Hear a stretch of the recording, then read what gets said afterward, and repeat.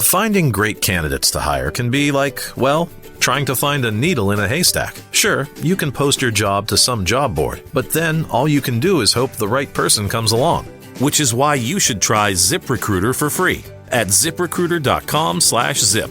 ZipRecruiter doesn't depend on candidates finding you. It finds them for you. Its powerful technology identifies people with the right experience and actively invites them to apply to your job. You get qualified candidates fast. So while other companies might deliver a lot of hay, ZipRecruiter finds you what you're looking for. The needle in the haystack. See why 4 out of 5 employers who post a job on ZipRecruiter get a quality candidate within the first day. ZipRecruiter, the smartest way to hire. And right now, you can try ZipRecruiter for free. That's right, free at ZipRecruiter.com/zip. That's ZipRecruiter.com/zip. ZipRecruiter.com/zip. Tropical Smoothie Cafe welcomes you to Tropic Time.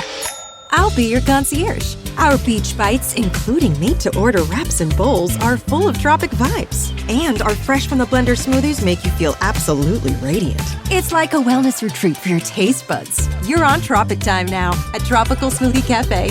Got breakfast plans? At Tropical Smoothie Cafe, hitting your protein goals is a breeze. With our smoothies, bowls, wraps, and dias featuring up to 32 grams of protein. Every team, every topic, everywhere. This is Believe. Welcome to Orioles on the Verge. This is Zach Spedden, joined as always by Bob Phelan and Nick Stevens. On tonight's episode, we're going to recap the 2025 Dominican Summer League season by looking at which players stood out between the two DSL clubs, Orioles Orange and Orioles Black, before shouting out our picks of this season for Player of the Year and Pitcher of the Year. Just as we did a few weeks ago when we did our FCL wrap-up, we'll do that in this episode with the Dominican Summer League. Now, before we dive into that, though, Nick, I realized that we have not had a chance to hear your thoughts on air about the Samuel Basallo extension. Bob and I did that show last week, and then we didn't have a chance to talk about it on our most recent episode where we broke down Trevor Rogers and some recent pitching promotions in the Orioles minor league system. So, Nick, just give us your thoughts about Basallo. Yeah, I mean, you guys covered it very well in that episode, but just personally did not think this was going to happen anytime soon. I know we talked about it a lot and dreamed on it, but didn't think it was a realistic possibility, but it's here. And we go from how quickly we went from he's not going to be in the big leagues until August 15th. Once he's up, they're going to limit him. So he's eligible next year for PPI pick. And now all of a sudden he's locked in as an Oriole for the prime of his career. It's honestly, when you think about it, I don't know if you guys feel this way, but it still doesn't really feel real that actually happened. That Samuel Basallo is going to be an Oriole for a very long time. You can safely buy the jersey. The whole thing. He's not going anywhere, which it's a pretty cool feeling, to be completely honest. Just, yeah, like I said, his emergence really could be a franchise-altering moment. At least this extension is a franchise-defining moment. Like, all the credit in the world to Kobe Perez, the international scouts, and everyone involved with that for how quickly they've turned this thing around. And now they have kind of the face. He couldn't have been the face of the franchise before too much longer, but he has the face of the international pipeline with Baltimore. And it's really cool to see that, especially knowing what we do know. Of course, haven't had a chance to meet him or talk with him. Would love to one day, but just of what we know and stories we've been told about him behind the scenes, this kid, you guys nailed it when you said, that money is not going to change anything. That money, if anything, is going to make him work harder to prove that he deserves that. And he wants to be the best player in Major League Baseball, and he's not going to stop until he gets there. So excited to see what he does. I honestly, and this was it last night? My dad texted me. I still don't know if my dad knows how. My dad doesn't know how to find the show. If he wanted to listen, he couldn't find it to listen. So when it comes to the prospects, he's an older fan. All right, we'll say that. We all know fans like that in our lives. He texted me the other night, and he's trying to make the road trip up to Baltimore now to go see this team that's been out of it all year. He's been done with this Major League team for a while. Still watches every night, but has been so frustrated. And he's like, I'm going to go up. I need to go see. I love watching these young kids play now. This guy still hates Jackson Holliday. I'm pretty sure. Jackson Holliday is going to have to win an MVP award before he's going to convince my dad that he's a good baseball player.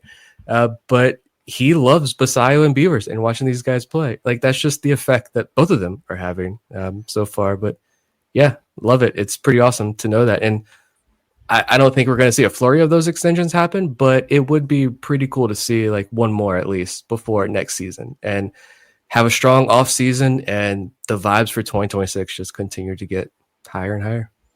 I do agree that it doesn't feel real though. We did that show and then it's just like, okay, well, that's a thing, I guess. It doesn't until it's like, oh, he would be a free agent right now if we didn't sign him to an extension. And then that's when I guess it'll be like, really, really real. But he's must-see TV. Every at-bat, I make sure I am at least watching on my phone, even if I'm driving up to Delaware last night. Or was it yesterday? Anyway, yeah, love it. Bob, I think that's where you're legally obligated to say that you were not actually driving the car when you were watching Basayo on your phone. Someone else was driving, or your phone was in a separate place and you were watching it hands-free. Well, I wasn't driving. That is true. And I never would. There you go. So now we'll go to the Dominican Summer League. And Bob and I talked about this in that episode about Basayo, where one of the things that can be a little bit challenging if you're not a hardcore prospects follower like the three of us are, is following up on the Dominican Summer League and seeing players down there who are 16, 17 years old, easily 5 or 6 years away from the big leagues, if they are ever going to get there. And if you look at the surface level numbers behind the two Dominican Summer League teams this season, you might think that there was not a whole lot there. Both teams finished well under 500. They didn't really climb towards the top of the league in any team category.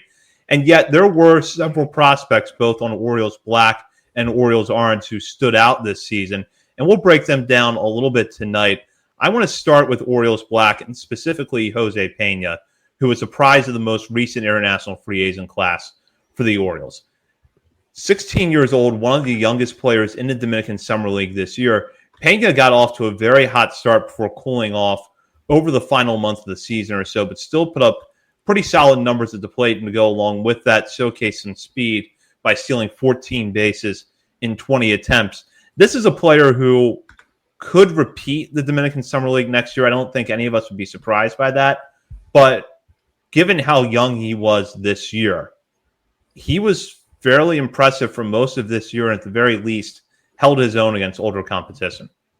Yeah, I do think there's a good chance he repeats next year, but also think it just depends on how they feel like he develops before next season really kicks into gear. I could see him being a kid who's, I don't know, grows an inch or two, fills out a little bit, gets a little bit stronger, and they say, all right, let's get him up to the FCL and see what he can do. Because for his age, 240 batting average, 697 OPS, 11 doubles, 2 homers, a decent walk to strikeout rate. I'm trying to pull that up. But 14 stolen bases, just doing a little bit of everything while playing a solid defense up the middle. I'm going to get these walk and strikeout totals up here. Yeah, 14.6% walk rate. That's great. 20.4%. Pretty darn good for a guy who just turned 17 10 days ago. The 102 ISO is also pretty good for someone his age. So, yeah, the more I think about it, the more I think he might just go all the way up to the FCL to start next year. But certainly would not be a surprise whatsoever. If Jamon Noel can repeat the DSL, then Pena probably could too. He'd still be young-ish for the level, but yeah, 297 BABIP. So it's not like he was unlucky, lucky. It's pretty straightforward. 89 WRC plus, but for his, if you account his age, I'd say it's pretty good.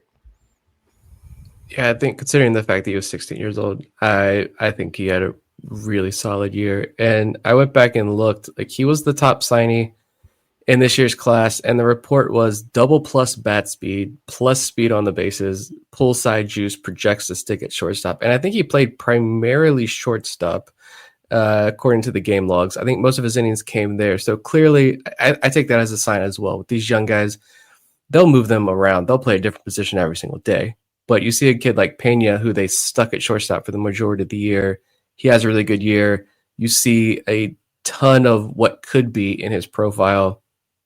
Yeah, I think this is definitely someone that, whether he repeats the DSL or not, this is someone who I'm definitely excited to see what he can do as he continues to get a little bit older. Yeah, looks like he played 30 games at short, 16 at third, 3 at second, and 4 DH. So left side of the infield, at least. Yep. Yeah, and to put his age into a different context, he had 203 plate appearances this season. Only one of them was against a pitcher younger than him. So that gives you a sense of how much younger he was than his competition. I'll go over now to Orioles arms, and a prospect that we did not get to see in an Orioles uniform until the tail end of this season is Wilfred De La Cruz.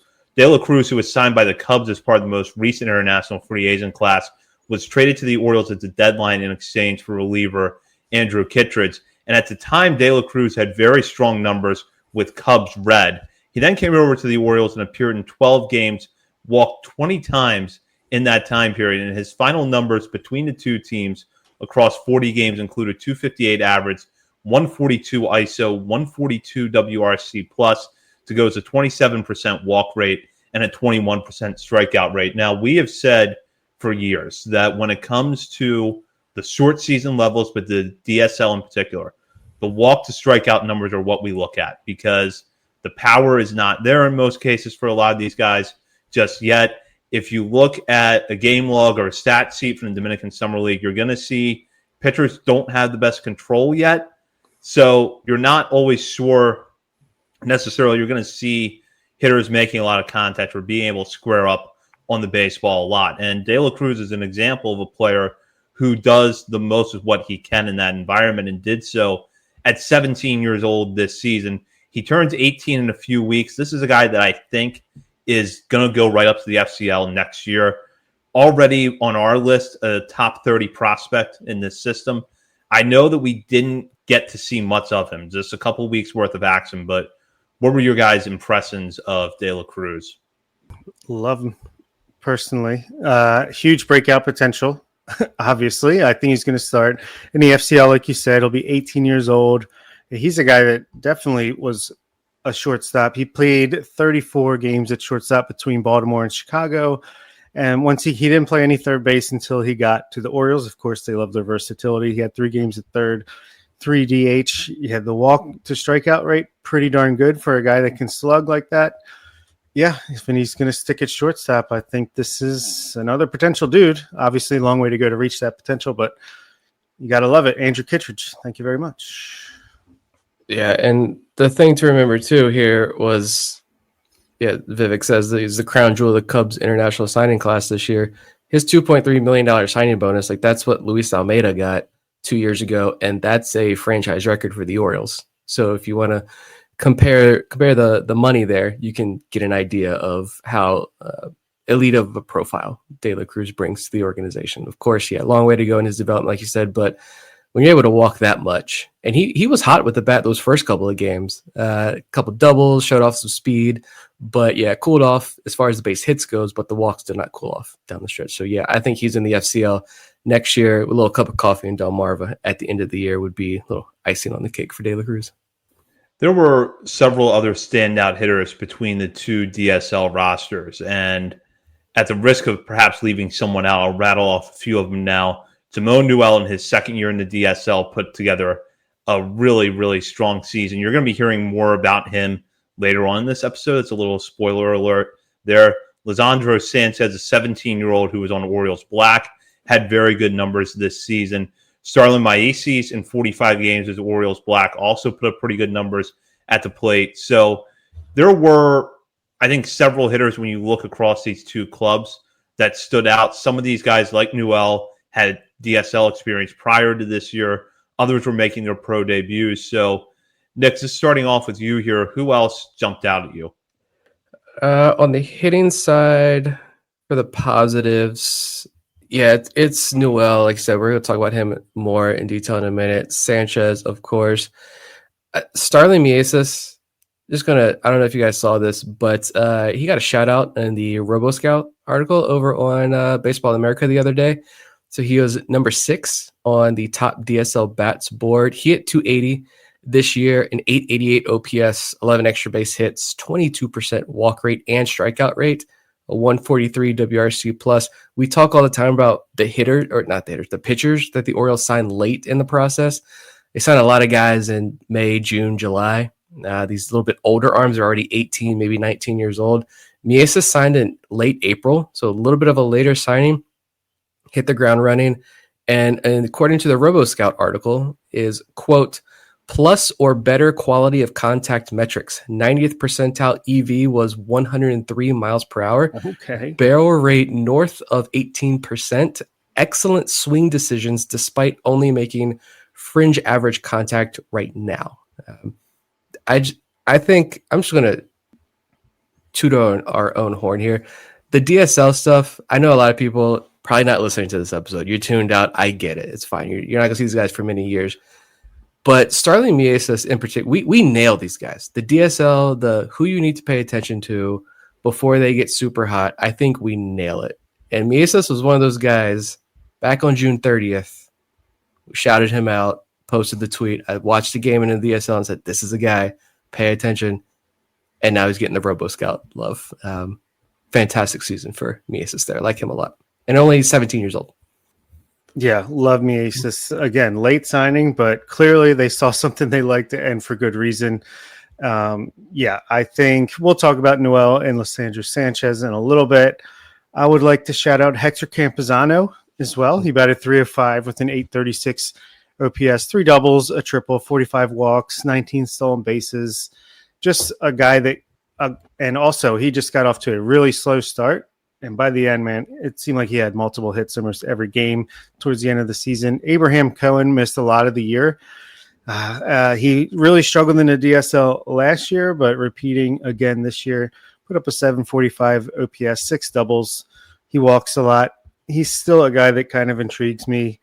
And Jorge Drullard, he another guy that finished the year very strong, off to a terrible start, and then last month got his numbers up to a 737 OPS, 3 doubles, a homer, 7 stolen bases. And the last guy would be Angel Garcia, who batted 289, 817 OPS, 9 doubles, 2 triples, a homer, 4 stolen bases. And again, slow start, got really hot over the last 3-4 weeks, and you see that a lot in the DSL. And those are typically the guys that something's clicked for, and sometimes it carries over to the next year. Sometimes it doesn't. We'll see if it does for these guys.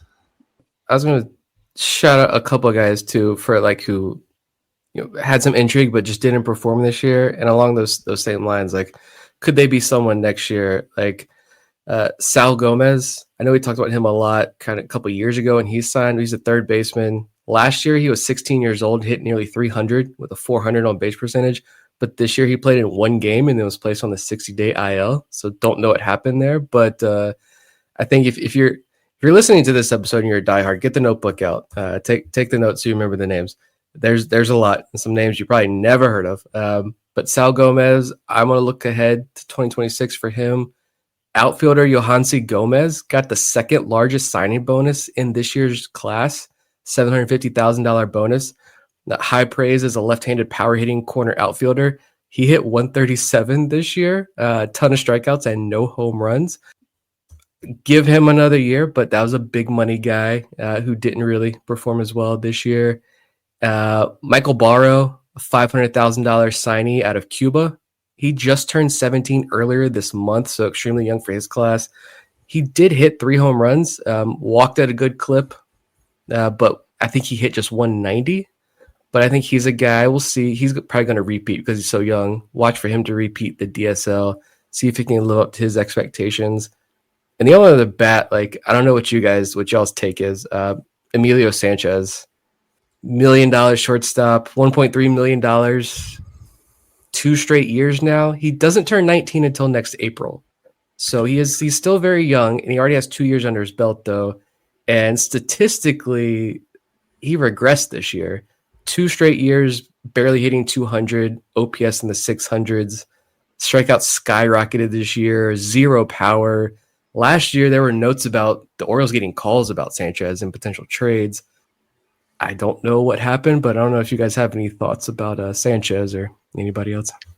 He's a weird one. Yeah, I don't really understand what's going on there. He didn't steal as many bases. He struck out like 11% more often, walked 5.5% less. Yeah, that's a weird one because for a while it seemed like, okay, here we go. He's starting to hit, and then he kind of tailed off again. So I don't know. I'll give him one more year.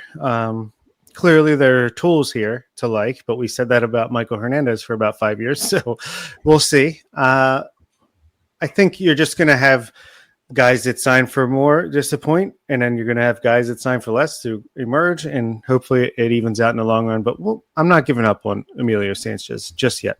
Yeah, I'm not giving up just yet either. I was a little like it definitely was a setback for him this year. I thought that the bat was at least going to make some progress. And the thing is that I love his work at shortstop. I think for his age, he has a really good feel for the position. And he's a guy that's like, if he just hit a little bit, he doesn't have to be a plus contact hitter up there. If he can just hit a little bit, he's intriguing because he runs well. Good defender. If he can stick at shortstop, there's a lot to like there, but you also don't want to see him regressing at the plate the way that he did this season. Let's go over now to the pitchers. And I think if you're going to break down the Dominican Summer League pitching staffs for both clubs, you're going to have to go deeper than the surface level stats for a lot of these guys. You take a good example of someone like Esteban Luna, who has pretty good stuff. He's been shouted out on this show a few times. Back of the baseball card stats for Luna this season: 5.27 ERA in 42 2/3 innings pitched with 41 strikeouts to 22 walks. Aren't great, but if you saw Esteban Luna pitch this season, you saw him at his best. You saw what makes him a pretty intriguing arm. And there's a lot of guys that fit this mold, and yet there were a few bright spots. Luis Perdomo put up a very nice season. There's several pitchers that I think you could either look at and say, well, surface level stats are good, or surface level stats aren't great, but there's a little bit more here than what meets the eye. And Nick, I know you've talked about Luna a few times. So as I just mentioned, the numbers this year are not great, but there are some things there that are intriguing about Luna. And I think that there are other pitchers down the DSL who fit that profile this year. Yeah, so I've spent a lot of time knowing that obviously the end of the season was coming, and going back through the YouTube videos and trying to at least get like an inning on pretty much everybody. So I've got so many velos and stuff, and even like halfway through the DSL season, they even added like it's a multicam view. So there's even a camera in the top corner that's more a center field view, which was pretty cool to see. But yeah, Luna was a guy I wrote about earlier in the year after watching one of his outings. He was the guy who also caught the attention of Josh Norris over at Baseball America last year.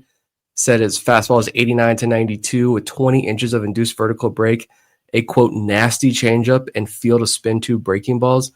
So I think this year the velo was kind of the same. But yeah, the strikeouts were kind of hit or miss there this year. But I think he's going to be an interesting name to watch in the FCL next year for sure. But yeah, with the DSL, I got a couple guys we can shout out. But yeah, it's stuff. Results not there, but definitely it's the stuff you got to pay attention to with these 17-year-old kids. Yeah, a lot of pitchers, a lot of separating wheat from the chaff. Really hard to do, extremely hard to do. But the guys I have written down is like pay attention to. Esteban Luna, talked about him. I'm intrigued still. Emmanuel Pena, he pitched terribly, but I think he was like, if not the highest, one of the highest bonuses for the pitchers. He had a 7.99 ERA, 33 walks to 27 strikeouts in 32 innings. Salvador Casado, he was interesting to me. A lot of walks, but stuff looked decent. Kelvin Zapata, I actually believe he was the highest bonus for a pitcher. 4.62 ERA, 39 innings, 42 walks, but 48 strikeouts. So, I mean, command is going to be the last thing these guys with great stuff at this young age are going to have. And the weird one for me is Nakel Cruz, who is 25 years old, out of Cuba, left-handed pitcher. Very weird season. He just stopped pitching at some point. I don't know if he was added to an injury list. I don't know if they just like hit it innings limit. Who knows how much he's thrown since defecting from Cuba, but 19 and 2/3 innings, had a 4.58 ERA, but he struck out 33.7% of batters while only walking 6, had a 380 BABIP against. His FIP was 195, xFIP 237. Very curious to see what they do next season with him as he comes over to the States. I don't have any idea what to expect. And Bob, I'm glad you brought up Zapata because that's someone who, to me, is really intriguing. Good stuff from the left side, projectable frame, listed at 6'1", 155. The problem that he had this year was the problem that I think a lot of pitchers had in the DSL, and it was just walks. I'm looking at his game log now. There was not an outing this year in which Zapata did not have multiple walks. It just kind of puts it into perspective for you. In fact, the fewest he had in any one single outing this year was 2, which he did twice. He had 3 starts with 4 walks, 3 with 3, and 1 with 6 in just 2 innings of work. So that gives you a sense of how far his command has to come. But there are other things about Zapata that make him really intriguing. Yeah, and it's like you said, for these guys, like Keeler Morphe, just, again, keep bringing him up. But another good example of he walked over 7 batters per 9 in his debut DSL season, had a 7 ERA, just looked terrible. Came back last year, 2024, and broke out in a big way. Got the walk rate down to 3.27 per 9, and then it bumped up when he got to A, and we know what he's done this year. But it's just going to be an ebb and flow. Even Esteban Mejia with his big stuff, like he's going to walk guys until he can really refine it a bit. Yeah, it's what they do in year 2 for me. Like these first year guys, they're going to walk a lot of guys. What do they do in year 2 is the most concerning. I mean, Esteban Mejia is being touted as one of the top pitching prospects in all of baseball, and he's walking a lot of guys still. But a couple of names, I have just a couple that I was like, yeah, stuff wise, I really like. So if you're taking notes, right-hander Junior Medina, he's 18 years old, he's 6'2", and he is up to 95 miles per hour. So a little wild, but slider, fastball from what I saw. Again, good velo. That's a big thing too. I think I just saw a tweet as we were recording the last episode. The average MLB fastball now is sitting at 95.0 miles per hour on the dot. So yeah, when I see an 18-year-old kid throwing 95 already, my ears are perked. So we'll see what he does. He signed in June or July. Yeah, he signed in June. So he didn't have a lot of time. So I'm circling that name for next year. Right-handed pitcher Juaner Perez. He's 19 years old, also up to 95 miles per hour. When he commanded the fastball at the top of the zone, he was literally unhittable in the outing that I watched. So there's another name that I'm He was also a late signing. Was he? I remember seeing him pop up in transaction log, like right as their season was about to begin. Yeah, and they signed again. This is where they sign a lot of it because I had my spreadsheet. Whoever the first guy was that you shouted out there. Emmanuel Pena. When I put that spreadsheet together for us for the international signing show in January, I think my only note on Pena was he's tall. That's all I got. It's that was a short list of pitchers that they signed. They really didn't sign many arms on January 15th. They all came throughout the summer. But Lauren Sosa, he's 17 years old. He's also 6'2". He's listed at 6'2", 185. I think he's bigger than that. He's 90 to 93. He was an all-star this year. So he walked 25 guys and struck out 15 in 23 innings pitched. So that's not great, but he got $100,000 last year. He's got decent velo already as a 17-year-old. Again, was an all-star, had a scoreless inning there. We'll see what he looks like next year. Santhony Vizcaíno is a 6'5" righty who has a pretty disgusting slider, but he doesn't have a ton of velo, and he's got 2 straight seasons now of very little strikeouts, so I don't know. But the big one for me, honestly, is Alexander Diaz. This is the last name there. So he signed this year for $110,000. I think he's very much worth paying attention to next year as a potential breakout. He just turned 17, or he turns 18 in January. So ERA over 7 this year. I don't care. 30 strikeouts, 19 walks in 27 innings. He gave up 10 earned runs in 1 inning in his third career outing. So that ballooned the ERA. But he's got a 5 shutout inning performance, a 4 no-hit inning performance, and he closed out the year 6.2 innings, 2 runs, no walks in his final 2 outings. So he is up to 95, multiple different breaking balls. Looks like he has multiple different fastballs as well. His pitches were moving in multiple different directions. Struggles with the command right now. Could potentially be back in the DSL next year, but if Alexander Diaz is a guy who's striking out more guys and walking less guys next year and taking that year 2 jump, I'm all aboard the Alexander Diaz hype train. And the only other pitcher I had listed, I think Henry Tejada's dead. He's not literally, but he is going to be, in my opinion, one of the biggest what could have been arms in the international class. He was one of the top signees of 2022, had a great first year, suspended in 2023 due to an illegal substance, was an all-star in 2024, but then missed the end of 2024 and all of 2025. So we can assume maybe what that injury was. Unfortunate. There are a lot of guys that missed the year down in the DSL, and of course we don't know why, but yeah, those are my names to watch. Yeah, apparently Michelle Desone is in this organization still, allegedly. Dude, there are a couple of guys who haven't played for like 3 years, but they're still on the roster. Sure. And for that, now we will head into our final segment tonight, where we will cover players who did actually play this year. Last call brought to you by Checker Spot Brewing, located 1421 Ridgely Street. Checker Spot is not far from Camden Yards, making it the perfect place for a pre- or post-game drink. And when you're at the ballpark this season, be sure to check out the beer stand behind home plate, where you get one of Checker Spot's signature beers, The Bird is the Word. And as we did a couple weeks ago when we recapped the FCL season, we're going to honor our choice for the hitter and pitcher of the year in the DSL. And in this case, we basically just combined the 2 rosters, so we're not doing an Orioles Black and an Orioles Orange award individually. It's just one hitter and one pitcher. And our choice for pitcher was unanimous, and that is right-hander Luis Espinoza. Espinoza, an 18-year-old out of Venezuela, was signed by the Orioles in January 2024 and repeated the DSL this season in 38 2/3 innings pitched. He posted a 2.33 ERA to go with a 3.88 FIP, 4.5 xFIP, while posting strikeout rate of 18.3% and a walk rate of 9.1%.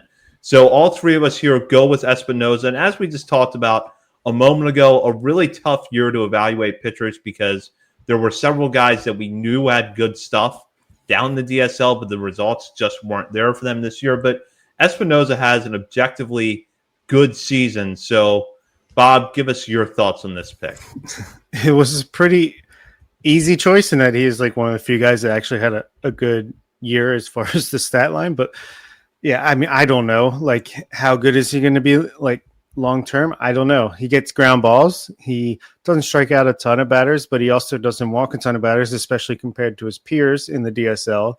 And yeah, he had a good season. I'm sure he'll be in FCL next year, and let's see if he can continue to develop. Yeah, so he's like 90, 93. So he's still young, got good velo base right now. We'll see if the velo can tick up a little bit more, but yeah, walks went up a little bit this year. Strikeouts went down a little bit, but he's still 18 years old. And yeah, like you said, it was pretty easy, statistically speaking, the best year down there on the farm. But as we just mentioned, some other arms with some bigger stuff to pay attention to. But Espinosa had the counting stats to run away with this. And we'll go now over to hitter of the year, where there was a split. Nick and I backed Jamon Newell, and Newell ultimately claimed surprise here. In his second season in the DSL, the 18-year-old appeared in 53 games, putting up a 261 batting average to go as a 136 ISO and a 128 WRC+. The most impressive and the most important thing, perhaps, in Newell's season was the improvements that he made in terms of strikeout to walk numbers. After striking out just a little bit over 30% of the time last season in the DSL, Newell cut that number down to 20.4% this year. His walk rate, meanwhile, climbed from 19.2% to 21.7%. So he gets a nod from Nick and I, and ultimately the award. Lisandro Sanchez, meanwhile, was Bob's pick for hitter of the year. And I'll admit that for myself, this was a tough decision to make. Sanchez was in the running for me. So was Newell. And I almost didn't go for Newell because it was his second year, but at the same time, he's only 18 years old. He'll be in the FCL next year as a 19-year-old. So at the end of the day, I don't think it really hurts his case for the award that much. But Nick, I'll start with you here. Let's give our listeners a little bit more background on Newell. Yeah, I think I'm rooting for Newell, even in part because he's Jamaican, and I think I don't think a Jamaican-born player has reached the major leagues yet. I know he's got some fans out there on Twitter when you're searching for information who are very closely following his journey to see if he can be a Jamaican major leaguer. But would be a cool story. But yeah, just the massive leap from year one to year two, the average up from 208 to 261, WRC plus from 105 to 128. You mentioned the walk and strikeout numbers, which were huge. 20 stolen bases up to 45 stolen bases. Primarily played shortstop all year. He's going to be in the FCL. He's going to be down in Sarasota in January, February for spring training. And hopefully he gets to Delmarva at some point next season where he will still be just 19 years old and we can get our first look at him then. I honestly wouldn't be surprised if he starts in Delmarva if he continues to improve over the offseason. Just a beautiful, sweet swing. I love it. Switch hitter. He played 33 games at shortstop, 16 games at third, 6 games at second. So clearly they feel confident in his ability to play all 3 infield positions. Also stole 45 bases. So that's pretty cool. I was very close to picking Newell for myself. I think he's obviously a justified winner here. I'm happy to co-sign that. But the reason I personally gave Lisandro Sanchez the nod was that Newell, it's his second year repeating the DSL. Clearly, great improvement. Hope it continues. Lisandro Sanchez started off the season with 2 hits in his first 32 plate appearances. He had 1 double and 4 walks, and he batted .074 with the 305 OPS, struck out almost 35% of the time. And then once June 20th hit, he was off to the races. He batted .364 from that point on, 970 OPS, 171 ISO, 149 WRC plus, 11.3% walk rate, strikeout rate still high, but 27%, obviously an improvement. 9 doubles, 6 triples, a homer, 6 stolen bases, and 11 attempts. That's not fantastic, but just love the growth in season. I think that was one of the things that really caught my eye with Samuel Basayo as he was coming up. Not comparing Lisandro Sanchez to Samuel Basayo, but just the ability to improve during a season. And a lot of players are able to, like Dylan Beavers, for example, are able to learn, make adjustments in the offseason, carry that into the next season. Very rarely do you see guys just continue to get better as the season goes on, like a snowball rolling downhill, as I've described Basayo in the past. So just shout out to Lisandro Sanchez for making that happen. I was hoping he was going to be in that RoboScout piece as well because he put up pretty similar numbers to Mieses. And while we didn't get the glowing reports, I will say that Sanchez was part of the main class on January 15th this year, and he got a $300,000 signing bonus, so not a small-time prospect. And pitchers were pretty easy for me to go through and all right, pull up a YouTube video and see the velos and stuff real quick. So 1 inning is better than nothing. It's more information than we get on any of the FCL guys. Hitters, it's a lot harder. I kind of jot some notes down as I go. I had Mieses' max EV at 104, but again, according to Baseball America, his 90th percentile is 103, so a little off there. I've seen an exit velo for Lisandro Sanchez of 110 miles per hour already as a 17-year-old. So, yeah, kid hits the ball pretty hard. Certainly be keeping an eye out for him and several of the other players that stood on the Dominican Summer League this season going forward. And for that does it for this week. So we will be back next week to break down all the latest news in Birdland. In the meantime, you can check us out on our many social media accounts, including Facebook, Instagram, Threads, X, Twitch, YouTube, Blue Sky, and TikTok. We're also over at Substack, OriolesOnTheVerge.substack.com. And while you're browsing around the internet, be sure to head over to Patreon and sign to become a member of our community today. You can join at the $3, $5, or $10 levels and have access to bonus weekly shows from Bob, Nick, and myself, as well as monthly updates to our top 50 prospects list. And in fact, our monthly update for September should be dropping within the next week or so. So if you have not signed up as a patron yet, become a member today to have access to that episode and a whole lot more. You're not going to want to miss out. For Bob Phelan and Nick Stevens, this is Zach Spedden. You've been listening to Orioles on the Verge, part of the Believe Podcast Network.